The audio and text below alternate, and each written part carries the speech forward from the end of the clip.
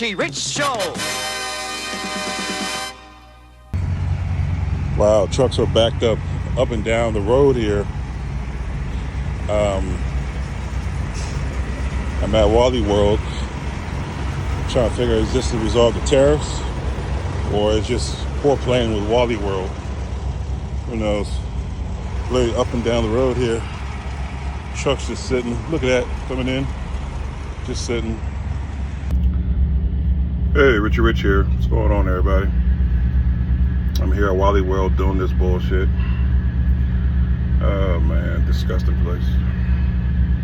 Try to go, use the washroom, and it's just filthy. I guess Wally World doesn't have us the dignity to clean the bathroom on a regular basis. And this makes my video, one of my YouTube buddies made a video a while ago about the 10 best things and the 10 worst things about trucking. And I wanted to make my own version of that. And I think I'm going to do it today. The worst things about trucking. Anybody interested in getting into this trucking industry, this is the stuff you got to deal with. The crap you got to deal with. Literally. It's not worth it. It's worth it if you're making a lot of money. It's not worth it if you're not. If you're doing bullshit, it's not gonna be worth it. But I wanted to make a comment real quick about something. Let me sure this turned off. Yeah. Peruvian trucker made a video a few days ago about getting a $3,000 boot on his truck, and I wanted to make a comment about it real quick. That was a scam. It was. And unfortunately, sometimes our own government participates in scams. Okay? The thing that's funny about it is, if the mob did it, it would be a RICO, right? Racketeering and conspiracy. But when the government does it, it's acceptable. And what I mean by that is, if you go watch his channel, right, look at his video, a lot of guys go to Planet Fitness to stay in shape and to have somewhere decent to sleep and clean to use the facilities, because Planet Fitness takes care of the facilities. And I don't blame truckers for doing that, because see, when I first started driving truck, right, I never parked at a truck stop. This is when Walmart was 24/7. I parked only at Walmart's, and I only went to a truck stop to fuel and to take a shower. Okay, but mostly I stayed at Walmart, because you didn't have to back into nowhere. The place was open 24 hours. You can just do a pull through. The food was cheaper and better. You had better selection, and it just was a better situation. I used to park at Walmart's exclusively for the first 3 years of my trucking career. And not only that, Walmart, they sometimes, if you park at the right one, they clean. They have enough decency to clean the bathrooms regularly. Okay. But what happened was, over the years, truckers mostly messed that up. And now they messed it up so bad that nowhere they can park is safe other than a truck stop. And you guys see how crowded a truck stop is, right? If you don't park by 6 p.m. in some places, you'll never find parking. When I first started, right, it wasn't that bad as far as parking. Even if I didn't park at a truck stop, I could always park at a rest area. There was always open, okay? But now you look at the rest areas, right? They're crawling with trucks up and down the highway. The other day I saw trucks lined up. I want to say that was 65. They were lined up at that rest area probably about 2 or 3 miles down the road, okay? That wasn't like that back in the day, And then if you want to go further back in the day, when I was a kid, trucks were seen but not heard. Okay? You've seen your trucks on the highway, but you didn't see them in the cities. Now it's an issue where if you park in your community, they're going to tow your truck. People don't like truckers, and there's a lot of reasons for that. It's because the messages they leave behind. Okay? This new generation of truckers just don't care. Coupled with people from other countries who just don't care. I had a parking space. I live in North Carolina. And Peruvian story I'm about to get to because it takes place in North Carolina. But there was a parking facility. There was a little hideaway I found near my house, right? And at first I started parking there. Okay, I try to be inconspicuous because it was nice. It was an abandoned lot. Next thing I know, I come home again. I see another truck there. Next thing I know, I come home again, and I see trailers dropped there. And I see brake pads, empty tires, trash everywhere. And next thing I know, I see Punjabis coming and moving their trailers out. And one day I said to the guy, I said, "Is these your trailers?" "Yeah." I said, "Why do you drop them here?" He said, "Yeah." He asked me, "Do you own the yard?" I said, "No, I don't own the yard, but why would you do this?" You know, once you fuckers start showing up, there's trash everywhere, tires everywhere. Finally, somebody bought the property and kicked us all off. And see, where I live at in North Carolina, the nearest truck stop is like 50 to 60 miles away from my house. So, you kind of want to park near your home, right? And then I had to go find another place. Went to the mall. The mall used to let us park there in my town. Next thing I know, security kicked us out of there because the Punjabis showed up, started dropping their trash and crap bags everywhere. So listen, I understand now why a lot of places don't want to see trucks. You know what? If I didn't drive a truck, I wouldn't want to see you either. I wouldn't. In my community, I live on the HOA, right? And at first they had one truck pull in there, then another one. And then all of a sudden the HOA put up rules, no trucks into the town because they tear up your grass, they tear up the concrete. So listen, I understand why people don't like truckers, okay? Because truckers are seen and heard now, and that's a problem. So back to my Peruvian story, my Peruvian trucker, if you look at his YouTube channel. Sir, what happened to you? You were set up. And I'm going to explain how you were set up, okay? Peruvian said he went to Planet Fitness and parked there in the parking lot, which a lot of guys do. He said when he showed up, he saw 2 trucks out there already. And see, that's usually the sign for other truckers to start parking, okay? Nobody asks his permission. They just see, oh, there's another truck out there, so I'm going to go park, okay? The reason I think he was set up is because there were 7 trucks out there, and all those guys got boots, supposedly. And each boot was $3,000 to remove. Insanity, insanity. And the police was there. The police was watching the truckers back. Now let me explain how this was an inside job, okay? When I was a police officer, right? We used to do this thing in DC called Moonlighting. Anybody ever heard of a police officer say, "Yeah, I'm going to moonlight"? And basically what that is you're working a second job while you're on official duty, okay? I used to work at strip clubs, Club H2O, Club Dream, Walgreens, CVS, 24 hours down in DC. I used to, and a lot of these stores and clubs like to have police there because they could arrest people who act stupid, and it keeps their liquor license in compliance. If your liquor license is not in compliance, you could lose your business. And liquor licenses are expensive, right? They're like $300,000 or up to $1 million, depending where you're at. So that's a lot of money to lose, on your investment. So they like to hire police to do their security work after shift, and it makes it easy for them because somebody does something stupid. I just call it in, okay? I had a situation down there. It's a story, I guess. How that's relevant to this story of a Peruvian trucker.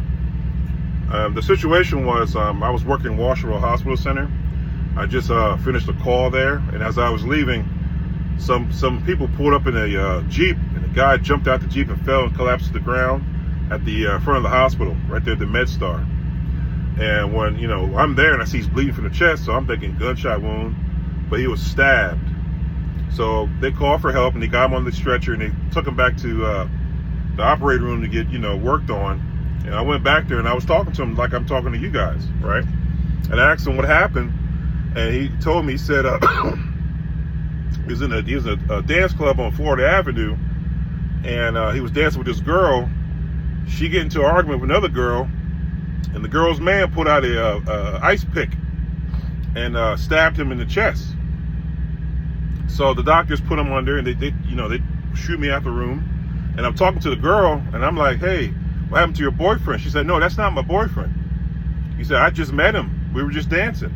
And some girl bumped into me, and we got into some words. Two ratchets. And the girl's boyfriend pulled out an ice pick and stabbed the guy. Okay? When the girls were about to fight, they were shoving each other. So I went back to go check on the guy who got stabbed, the victim. And when I walked back there, it couldn't have been 15 minutes later, the surgeon came out and told me, he said he's dead. And I was like, oh my God. So he died? Said, yeah, he's dead. The ice pick pierced his heart, and he bled out, and there's nothing they could do for him. You need a new heart. They couldn't close the wound, so he bled out. And I was like, oh my God, I was just speaking to him. He said, yeah, he was conscious. He said, adrenaline does that to you. When you have adrenaline, that's your body's form of protecting itself until it can't anymore. That's like the euphoric feeling. People say they feel euphoric when they die. That's the body protecting itself. But he died there on the table. So after the investigation was concluded, this Jamaican dance club up on Florida Avenue in D.C. was closed down. Okay, they lost their liquor license. They lost their operation license because it turned out they were a nuisance place. A lot of fights, a lot of stabbings, and then went in the first homicide. Okay, so that's why I'm getting to my point about moonlighting as a police officer. Okay, a lot of these towns, especially down in where Peruvian trucker was at, they moonlight down there because they need extra money. So if that boot guy booted 5 or 7 of those trucks for $3,000 a piece, he walked away with $21,000 that night. How much you think he gave the police officer? How much you think he gave him? He probably gave him $2,000 or $4,000. Okay, it's all an inside job there down in Shelby County. And the reason I'm pointing this out because Peruvian trucker said when he walked to the police officer, the police said this is a civil matter and it needs to be handled in court. Now I'm gonna tell you what I would have done. Okay, what I would have done as soon as he said that it's a civil matter, I would have got some bolt cutters and I would cut the bolt because it's only a wire around his air brake and air chamber. That's what it was. So it wasn't an actual boot. It was just a lock. I would have cut the lock. And then I would have handed it to the guy and say, hey, sue me in court. Okay? The reason that these tow truck companies are getting away with murder, right? Getting away with scams is because nobody is fighting it, especially in North Carolina. This is not the first time I heard that happen down there. Okay? They had a Spanish guy who got on TikTok and was in tears because this same tow truck company booted his truck, and then they towed his truck from the yard 7 miles, and they wanted $16,000, okay, to get his equipment back. For some reason, people think truckers have a whole lot of money. And you know what? Back in the day, back in the 80s and 90s, when people were running outlaw and doing all kind of legal shit, yeah, we might have. Okay, there's a stereotype. We might have had a lot of money back then. I think guys were making all kind of crazy money back then because they were doing all kind of crazy things. But with these ELDs, that's impossible. You can't do that these days. But that stigma is still there. But Peruvian trucker basically got scammed legally. And it's sad that our government allows people to do it, but somebody has to fight down there. Okay, what they have to do is take them to court, go to the Attorney General's office, file out a complaint. Okay, they got to ride that shit through. And see, what happens is truckers don't do that. And you know why? Tonight I'm in Henderson. Tomorrow I could be in Bumblefuck, Georgia. You understand? The next day I'm in Sleepy Springs, Colorado. Okay, the next couple of days I'm somewhere in Hampstead, New York. Do you understand? Over-the-road truckers are susceptible to scams because we are never in one place at one time. Okay? Who's going to go to, even if you get a ticket, you're calling a ticket lawyer to fight it because you can't come back to that town. Okay? And these people know it. But, unfortunately, man, that guy was scammed, man. And, That's a red flag, okay? And they use the police to do it as their muscle. Now, only reason the police was there to make sure nobody jumped on the tow truck driver, which he deserved, okay? $3,000 for a boot. See, there's a problem I have with that, okay? And if somebody took it to court, you know, I was always trained and taught that you can't issue a fine or a penalty without it being posted, okay? That's why when you go into these parking lots and these malls, and you see handicap parking, you see fine $250, $300, it's posted, okay? So you know you get the ticket and the fine. But these parking lots operate on a different level.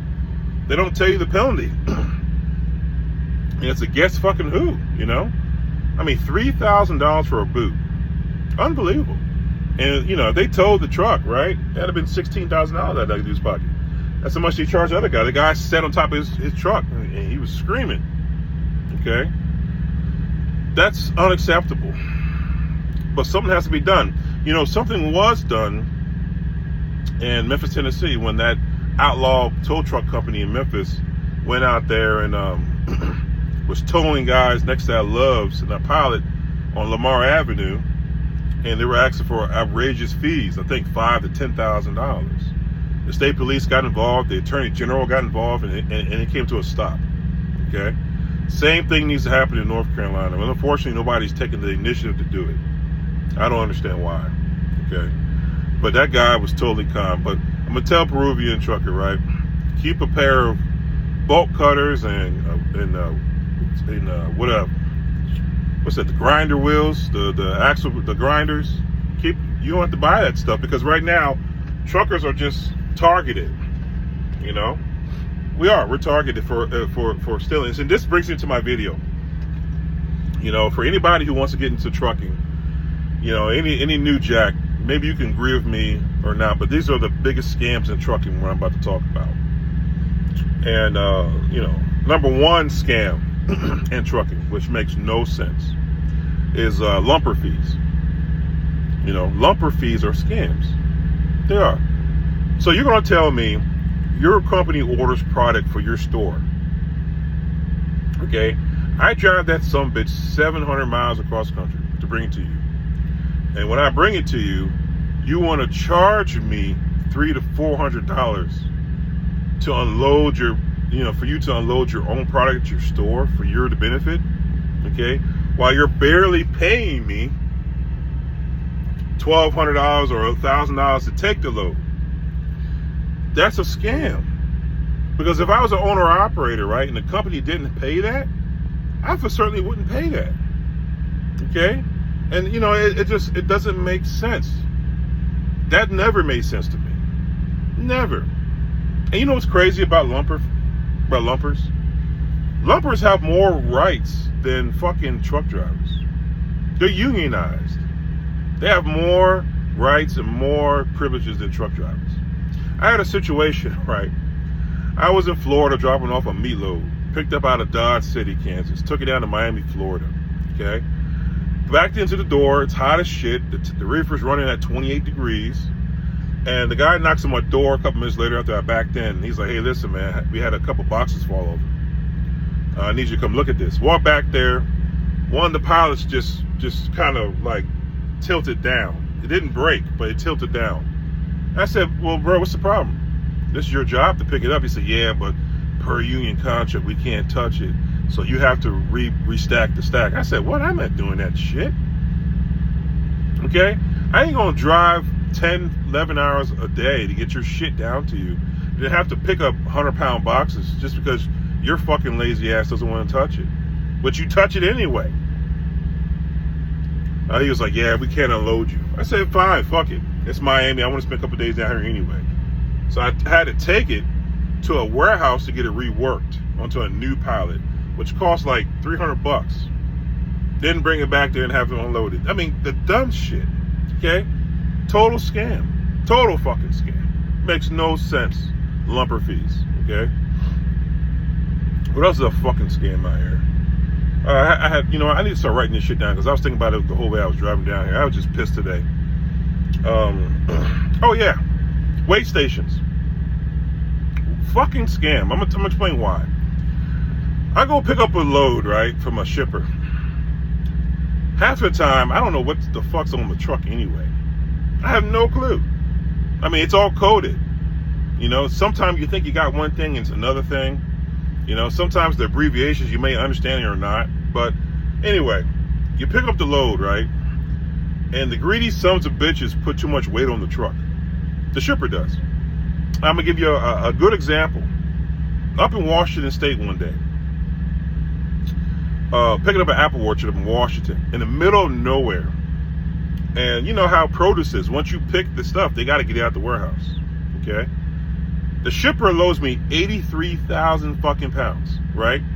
At 4:30 in the afternoon on a Friday. They close at 5. Nearest truck stop is 35 miles away. Okay? Drive down to nearest truck stop, weigh the load. I'm 83,000 fucking pounds. Okay? Call dispatch, call fucking Stevens, told to go back, went back there, and guess what? They're closed. Okay? It was all fucking designed. Okay? It was all designed. And then the fucking companies are in on the scam. Hey, Rich, we can't tell you to run that load, but we can't tell you not to run the load. But we can tell you that we won't be back to Monday morning to rework you. And you're going to spend the weekend up in Washington State in the middle of nowhere. Putting you in a situation. Overweight tickets should be held on the shipper, not the trucker. It should be held on the shipper. Because we don't, if it was our decision, we'll carry fucking 10 pallets back there all the time. Okay? We'll carry 15, 20,000 pounds. You know? We would. We wouldn't carry no 40,000, 45,000 pounds back there, especially you're driving from one part of the country to the next. You know? But these are the scams in trucking that nobody addresses. Scam. Total scam. You know? And then the DOT officer wants to give you the fine. As if you get the benefit from any of that product. No. I didn't load the bitch in there. The shipper did. No, somebody else did. And I'm responsible for it. I should be responsible for the transportation of the product. Okay? Not the actual weight. Not the actual, the piece count, all that shit. No. And that's another scam. That used to be a problem back in the day. Back in the day, companies used to try to get you with piece count and pallet counts. And I'm going to explain to you how. Before COVID, right, it was a trucker's job to stay on the dock and actually count the pallets coming off his truck. Okay? And if they didn't come off his truck how they were supposed to be on the bills, you were held responsible for that. And I learned this valuable lesson when I was working with Stevens, and my trainer had a shortage. And so he calls OS&D, Overage and Shortage Department. And they're going to tell him, he's like, well, she's like, did you count the pallets coming off? He was like, yeah, but I don't think that, I don't think I missed one. She says, well, you can't count. And she held him responsible for the pallet product. She did. Trying to take money out of his pocket. So we looked at each other. He's like, I'll never say that again. And from that day point, whether we were allowed on the dock or not, we always told the company we were not allowed on the dock. Okay? And the reason we say that because they try to hold you accountable for shit that they're stealing. Okay? They're stealing it. I'm going to tell you why I know this. I had a 4-stop delivery to New York City one time. The boroughs up there. Bronx, Manhattan, Queens, Staten Island. Restaurant Depot. So not only did I drive this sumbitch from Amarillo to New York City, but I had delivery in New York City. And when I get there, right, the guy tells me, go ahead, back in. And I get out the truck to go in the warehouse to count it. He says, no, get back in your truck. And he said it real aggressively. And my cop antennas went up. I'm like, who the fuck are you talking to? And secondly, all right, bitch. And I walked back, got in the truck. Went to another stop. At the end of my last stop, dude came out. And he was like, yo, I'm missing like 3 cases of steaks, 3 cases of hot dogs, 3 cases of hamburgers, 3 cases of ribs. He was like, they shorted me. So I call Stevens. I'm like, yo, they're missing all this product. And the first thing the lady says to me, hey, were you on the dock counting it like you're supposed to? And I said, no, the dude told me to get off the dock, get back in my truck, and I wasn't allowed. Oh, okay. And then from that day point, rest of my career, I'm never allowed in the dock, even if I am. But, luckily now, since COVID, they don't let no trucker in there, in the warehouse. But, that's one of the scams that, that's a bitch. Here, I'll give you a scam here. Walmart. Let me tell you a Walmart scam that they do, which is fucked up. Walmart has cost me money in the past. Thousands of dollars. Thousands of dollars. You know why? Okay. Get to drop a load off on a drop and hook, right? Get to a Walmart facility. And Prime tells me, says, hey, listen, we got like 5 or 6 trailers there. Okay, so go ahead and drop your trailer and go ahead and pick up theirs, drop and hook. I find the trailers and I'm like, yo, these trailers are loaded. What's going on here? I don't know. I call Prime. I don't know. They said they're empty. Go to all 5 trailers and drive around the whole fucking facility. Mind you, 5 or 6 football fields big. Okay. Call Prime. They're like, man, these all should be empty. You know what it is? What Walmart's doing? They're ordering the shit and they're leaving it in the trailers as storage. Okay? And they can leave it in there for 30 to 60 days until they need it. Okay? And then what happens is the driver gets burnt. So the next load I had to go pick up that paid $4,000, I lose it. Because I don't have a trailer. Don't have an empty trailer. And the shitty part about it is the companies won't pressure Walmart to unload their shit. They don't even charge them. They're supposed to. Okay? We don't see any of that money. And Walmart's not going to pay it because all they're going to say is, well, you're not on the part of the drop program anymore. So you got to come get your shit. And no company's going to do that. Okay? They'll just burn the trucker. And I got burnt multiple times for thousands of dollars. Walmart. Okay? A scam in trucking. A lot of scams, man. What else is a scam in this motherfucker, man? A lot of scams. Shit that's going to piss you off out here. Being a trucker is frustrating at some days. What else happened today? Something else happened that I wanted to talk about. I got to think about it. And let me sit down and think about what I'm going to say. I'm going to get right back to y'all. Hey, I'm back. I know what else I wanted to bitch about and be pissed off about. Another fucking bullshit out here that you guys are not going to like, right? We all can attest to this. For some reason, truck stops are not well managed no more. They're just ain't. When I first started, they were pretty well managed, And I don't know what the fuck, I'm talking about the major 5, right? The big 5. That would be Love's, Pilot, TA, Petro, who else? TA, I think I named all of them. Love's, Flying J, them fuckers. Personally, I think that they should pay those employees top dollar, okay? $25 an hour to start there. They should. They should hire adequate people to do their jobs. These motherfuckers don't want to clean the truck stops. They don't. They don't want to clean them. And you know what? I don't blame them. I wouldn't want to clean after grown men either. Or these fucking foreigners out here. I wouldn't clean with them sons of bitches. Them nasty motherfuckers. I'm sorry to use a lot of language today, man, but I wouldn't want to. I understand, but if you pay them really well, you can, if they got paid well, then, hell, I'll do my job. But they're not paying these motherfuckers well, man. I just left a truck stop, Love's, over here on in North Carolina. And these motherfuckers just didn't do nothing. They didn't clean nothing. It's dirty. The trash cans are all filled up and everything. Like, when I first started, I caught the tail end of well-managed truck stops. I did. I caught the tail end of it because from that point on, it started to get bad. But I remember when I first started and I was with my trainer, I used to see Flying J, Loves, and TA actually have crews of men outside cleaning the parking lots. Not to mention, I saw them out there filling potholes, taking care of the infrastructure of the truck stop. I used to see them inside cleaning, managers in there cleaning and managing. Food was well prepared. Country Pride was decent. The buffet was there. Okay, that was decent.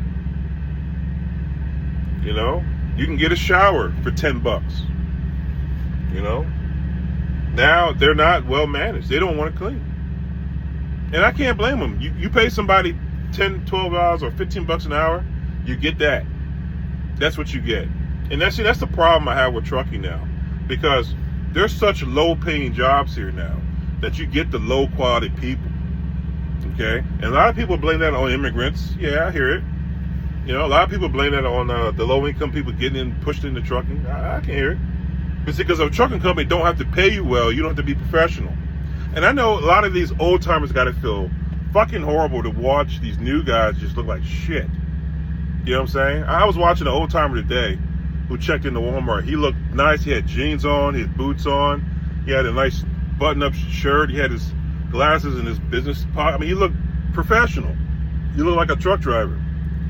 And I know you gotta be pissed seeing these sons of bitches walking around here, you know, sandals and Crocs and all kind of bullshit. You know, I went to go use the bathroom up here after a truck, and I'd never do that shit again. I didn't even do it. I couldn't. I'd turn around, walk down. That's the part of trucking you guys, or people who don't drive truck, will hate. Okay, the truckers just nasty, man. You know. And it's not well managed anymore. You know, who do we blame that on? Who do we blame that on? Cheap labor. But yeah, guys, I'm just sitting here getting loaded. And here's another scam in trucking, right? Even though, what time is it? Almost near my detention time. Walmart don't have to pay detention. And companies don't press them for it either. They don't. They don't pay detention. Companies won't press them for it. They won't, because they don't want to lose the business. See, Walmart's such a bully in this game. They dominate. Okay, there was one point they got so fucking brazen that Walmart had a stipulation: if you pulled Amazon's trailers, you couldn't pull Walmart's trailers. They got sued in federal court for that shit. They say, hey, that's going too fucking far.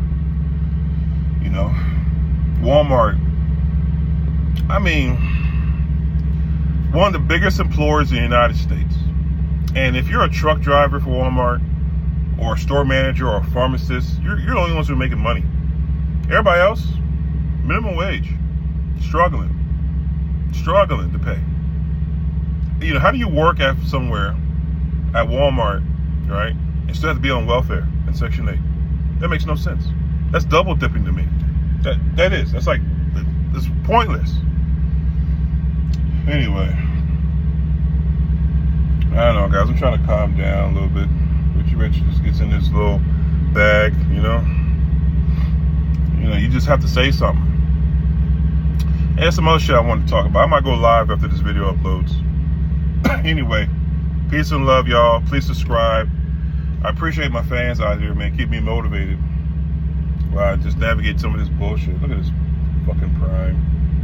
Look at this shit. Oh, man. I gotta get this shit on camera.